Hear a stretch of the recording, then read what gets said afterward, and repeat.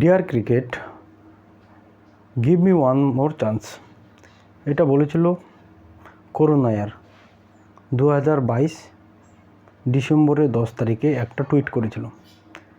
সে একটা চান্স চায় ক্রিকেটের জন্য।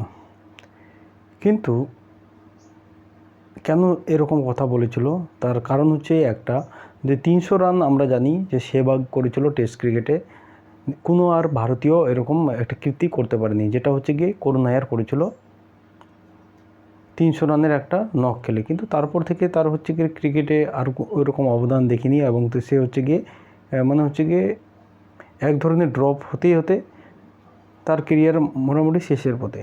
তারপরে সে রঞ্জিতে অনেক নাম করে এবং রঞ্জিতে অনেক রান করে। তারপরে হচ্ছে গিয়ে 2024 সালে সৌদি আরবের অকশনে এসে দিল্লি ক্যাপিটাল তাকে সোল্ড করে। দিল্লি ক্যাপিটাল সোল্ড করার পর সে এখানে একাদেশে সেরকম সুযোগ পায় না।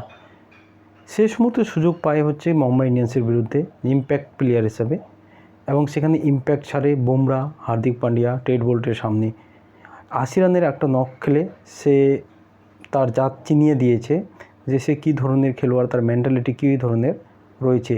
এই আইপিএল মরশুমে সে ভালোই রান করেছে, 40 রানের, 41 রানের, এরকম মোটামুটি কয়েকটা নক খেলেছে।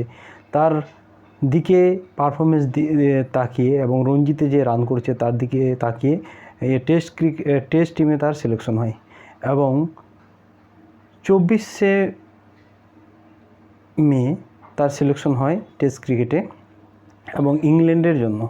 এবং ইন্ডিয়ান এবং ইংল্যান্ড লায়নের সাথে তাদের হচ্ছে একটা আনঅফিসিয়াল ম্যাচ হয়। সেখানে গিয়ে সে 186 রানে নট আউট এখন ব্যাটিং করছে।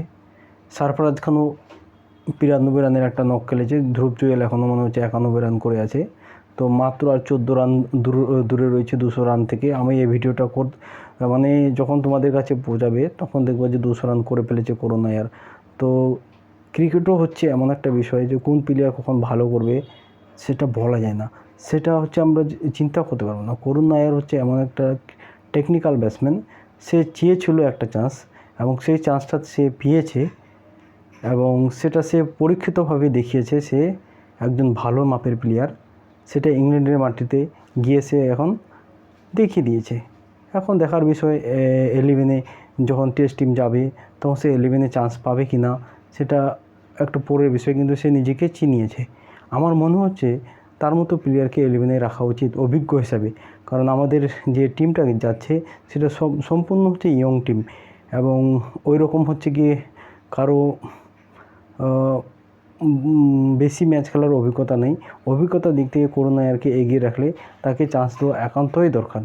তো জানি না কত নাম্বারে খেলাবে, আমার মতে তাকে খেলানোর সুযোগ দেওয়া উচিত। আপনারা কি মনে করেন? করুণ নায়ারকে ইংল্যান্ডের দৌড়ে এই 5 টেস্টের সিরিজে তাকে কি খেলানো উচিত কি না আপনারা কমেন্ট করে বলুন।